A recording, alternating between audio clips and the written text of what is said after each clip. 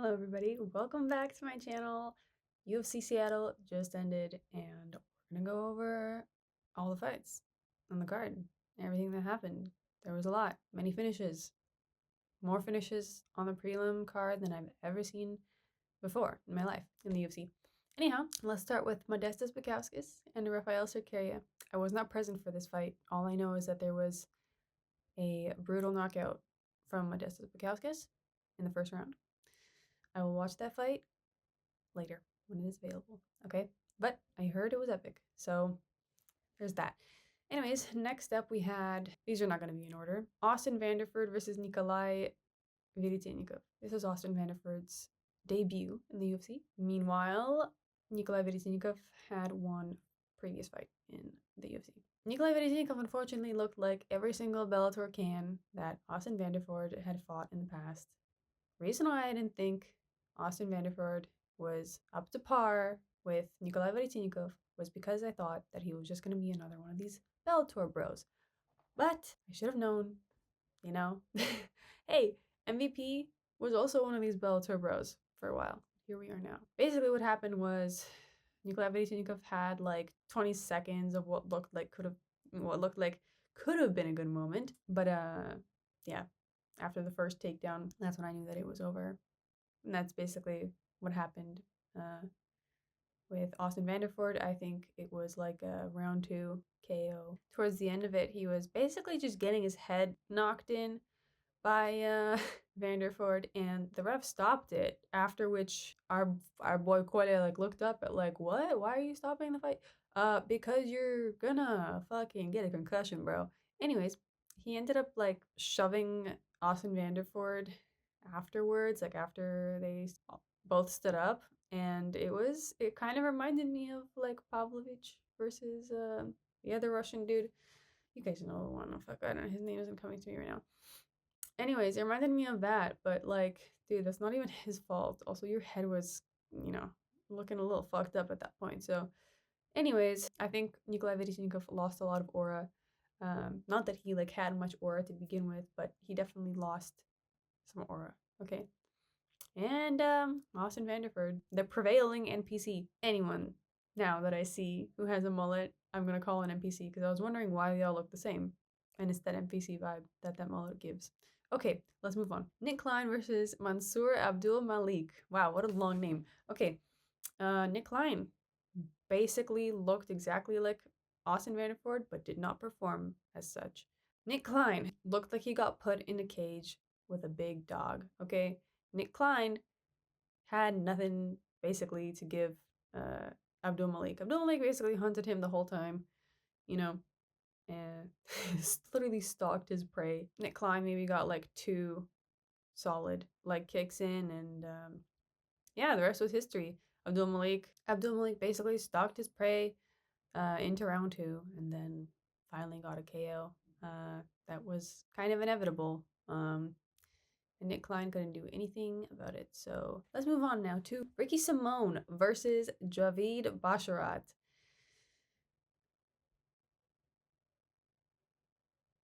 This was a crazy one, okay? Basharat couldn't even get a chance to have a moment, basically, because Ricky Simone showed up with dominant energy, okay?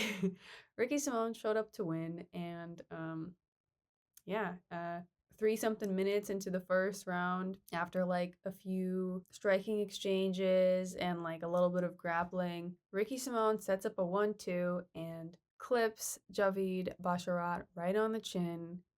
This guy falls with his big head, okay, hits the canvas. The camera pans over to him. His eyes are like almost about to roll to the top of his head, but they don't. And he's just lying there for an extended amount of time. You already know that he got the concussion of a lifetime with that one hit. And as he started to regain consciousness, he started asking the people who were, there with him, like, what happened? You could see him mouthing it, Super sad for Javid Basharat, because, this is how his career is basically gonna end. And it just started. So sad stuff. sad stuff. But Ricky Simone showed up to brawl and, knocked Javid the fuck out. I wonder if having like a really big head in MMA is like one of the telling or worst signs that you're gonna lose eventually, or that your career isn't gonna be so fruitful. I don't know, because there was another big-headed man on this card. But anyways, we'll get into that. Basically, RIP Javid, terrible knockout for you. Yeah, but epic to watch. So thank you. You really gave us an amazing show. Let's move on now to Nursulton Ruziboev and Eric McConico. This was a funny one, actually. So Nursulton Ruziboev, as he does, showed up to the first round being extremely cautious, fighting so cautiously for no reason, like fighting as if Eric McConico was some ranked killer. Okay, not the case. Round one finished. Everyone was like, dang, okay, dude, you could have done more, but whatever. Let's see what happens in round two.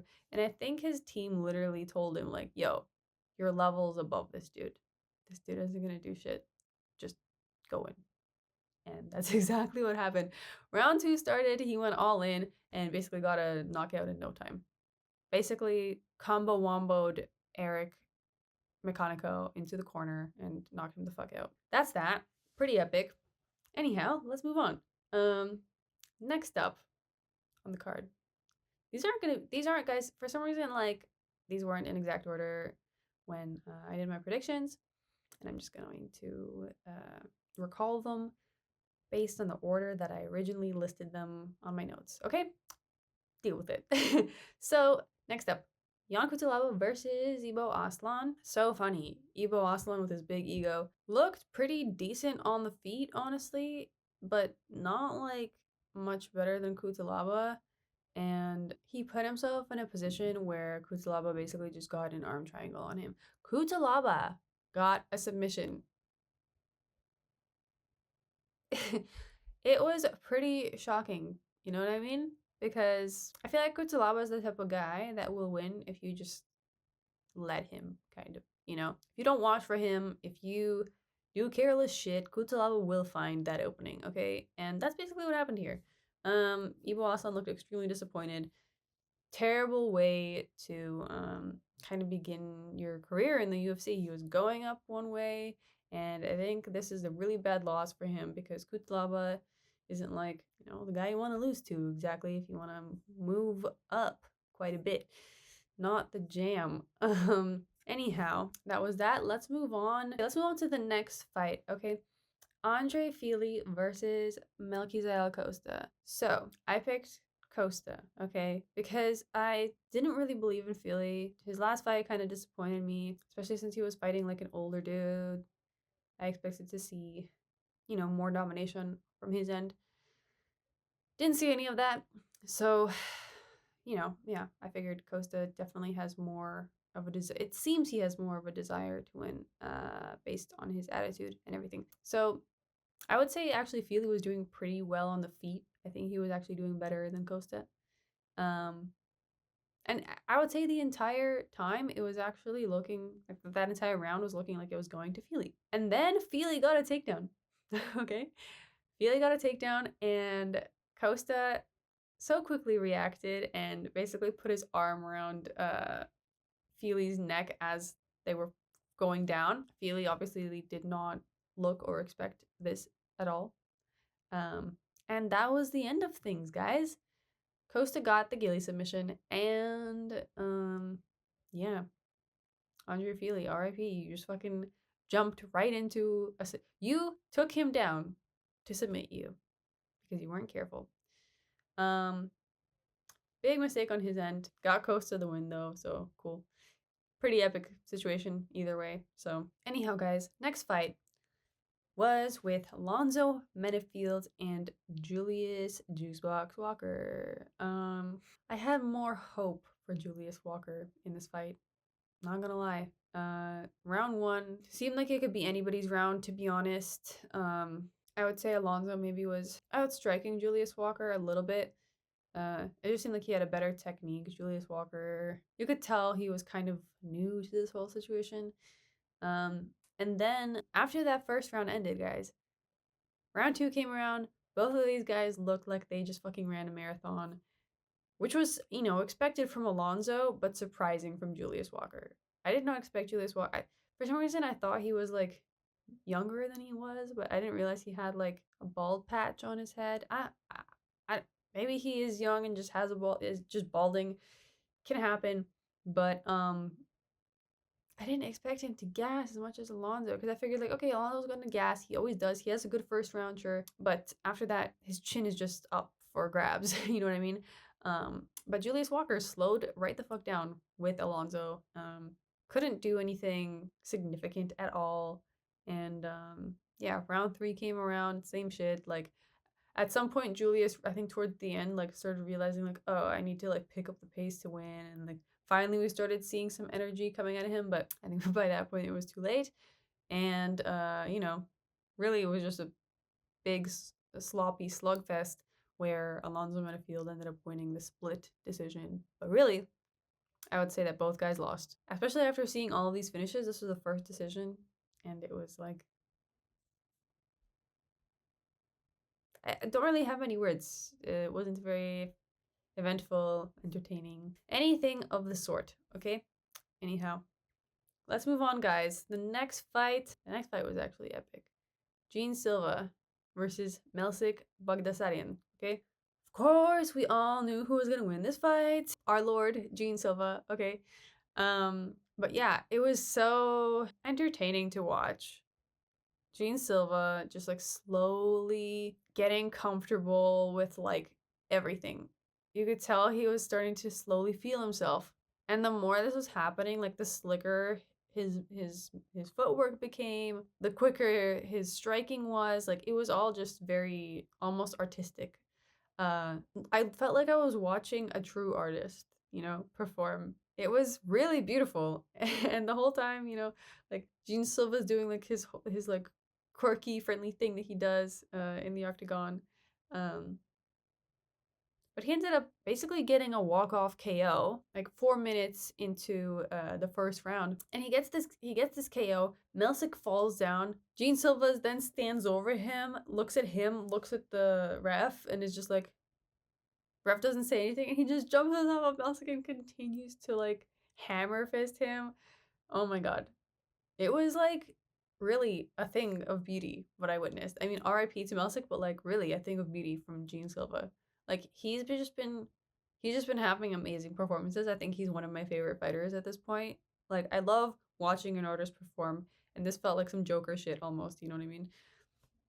Anyways, Gene Silva, amazing fight. Let's move on now to Rob Font versus Gene Matsumoto. Rob Font, the old crafty vet, came through and showed everyone basically that he is still relevant because he completely outboxed Gene Matsumoto on the feet, made Gene Matsumoto look like a fucking amateur on the feet, and just in general.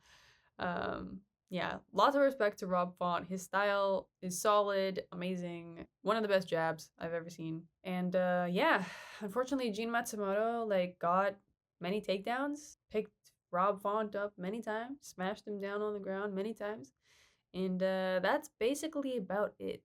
Unfortunately, he didn't do much else because Rob Font basically climbed out of every one of those takedowns. So yeah, basically, and unfortunately, it seemed that instead of actually countering with anything, Matsumoto had his mind the entire time on like finding an opening for a takedown, which drained his energy.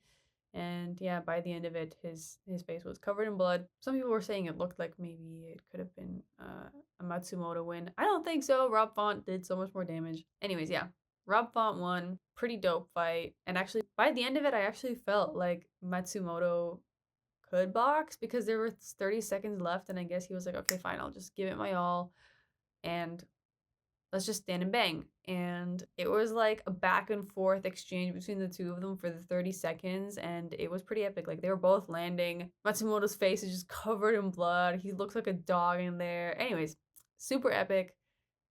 I think actually this, maybe someone told me that was fight of the night, but I'm not sure. It was a pretty dope fight though. Pretty dope fight. There's nothing better than seeing like two guys give it their all, like really give it their all. Um and I think both of these men are perfect examples of that. And they really make the fight entertaining for us viewers. So much respect to them both. And even though Matsumoto lost, I think he put on a really good fight. He tried his best, and I think he's just a little young, So it is what it is. Anyhow, guys, let's move on to the next one. Brendan Allen versus Anthony Hernandez. This one actually kind of surprised me. I thought Brendan Allen was going to look like more of a beached whale than he did. Given his past fight with Nasruddin Imavov, I was like, I honestly had very little hope for him, how he might perform this time around. But I think Anthony Hernandez was actually a little bit smaller than Nasruddin Imavov, which I think gave Brendan the ability to kind of reverse some of the positions he was in throughout the fight. Like, he did this in the first round. Anthony Hernandez was having a really good moment, and then I think 3 minutes in, he reversed it, and then it seemed like that round went to him. And then the second round, same situation. Anthony Hernandez had most of the control, and then almost around the 3-minute mark, Brendan Allen reverses it, and again, he can't do much with it at this point. Anthony Hernandez already knows his fucking trick by this point. And ultimately, Anthony is the one that finishes in the dominant position. Round 3 comes around. Same shit happens. Fluffy is all over Brendan Allen's ass. And there was maybe one small attempt at a reversal from Brendan Allen. And it didn't really go anywhere. And by the end of it, as the fight was ending, it literally looked like Brendan Allen had just given up. He was just crouched over. Anthony Hernandez was on top of him, and he just wasn't fighting back. Looked like he was just relaxing in the corner. I don't know if it seemed like, based on his reaction at the end of the fight, it seemed that he thought that maybe he had done enough to win the fight, which is insanity to me. You should never have this mindset, first of all. And this is another reason why I'm never picking Brendan Allen. It's just because, what the fuck is up with his mindset? I don't understand. This is not a fighter's mindset. Anyhow, I think the reason why Brendan Allen even found as much success as he did in this fight was just because he was quite a bit larger than Anthony Hernandez. I think that was visible for us all. But yeah, Anthony Hernandez, of course, fucking prevailed. And what was fucking crazy? Anthony Hernandez said at the end that literally yesterday he just got off of antibiotics. So he was on antibiotics and he put up that crazy fight. High-paced fight. All that cardio. How did he not gas after just finishing a course of antibiotics? I am mesmerized by this man, truly. What the hell? How is he so good? How does he have an unlimited gas tank? I don't know. But yeah, relentless Anthony Hernandez got the decision win. Brendan Allen didn't let him submit him. So anyhow, fairly dominant performance, actually, I would say, all things considered, considering the fucking antibiotic situation and considering the fact that Brendan Allen is considerably larger than him. Okay, let's move on to the next fight, guys. The last fight of the night. Henry Cejudo versus Song Yadong. Oh boy, Henry Cejudo. Henry Cejudo had a pretty good first round. He started off strong. I think he was trying to prove a point. He was actually quite a bit faster than Song Yadong, though I don't know if he was actually doing that much more. I didn't look at the stats, but it definitely seemed like he was doing more. He was lunging forward, initiating all the strikes, and overall it looked like he was keeping Song Yadong on the back foot more than the other way around. Round 2, I think Song kind of started matching his pace and was actually doing a little bit better than him. And you could slowly see Henry Cejudo just running out of energy very steadily, very slowly, not immediately like Alonzo Minefield, but very slowly you started to see the magic in Henry Cejudo kind of dying. And in round 3, with a minute and a half left, Song Yadong kind of had his hands out, and I think at this point he was in general making the fight a little more dirty because he was just like tired of Henry Cejudo's shit. And anyways, he had his hand out, and Henry just literally lunged right into his finger and got himself eye poked. And then he had to get he was in timeout for 5 fucking minutes, 5 minutes, and obviously it seemed like he was trying to catch a break because he even sat down at some point, being like, "Oh no, my eye!" But you're sitting down. Why are you sitting down? Why are you sitting down? Oh, you're sitting down because you want a break because you're tired. Okay, see, that's what you're doing. Anyways, 5 minutes, the longest timeout I've ever seen for an eye poke. Round 4 finally begins, and within like 20 seconds of the fight, Henry Cejudo starts complaining about the fact that he can't see what Song Yadong is like throwing at him, and basically asking to stop the fight, which is what happens. Everyone gets involved. They're like, "Oh, okay, should we stop the fight? Well, it's been like over a certain amount of rounds. Let's bring it to the scorecards." La la la la. And so, I think Henry knew that he was probably gonna lose. I don't know, like, although maybe he thought he was gonna win. I think it's hard to kind of know what's going on when you're the one fighting. It's hard to like really see. But yeah, he may have broken Song Yadong's nose, but Song Yadong actually ended up winning all 3 of those rounds based on what the judges saw. So Song Yadong won. Henry Cejudo basically quit his way out of this one.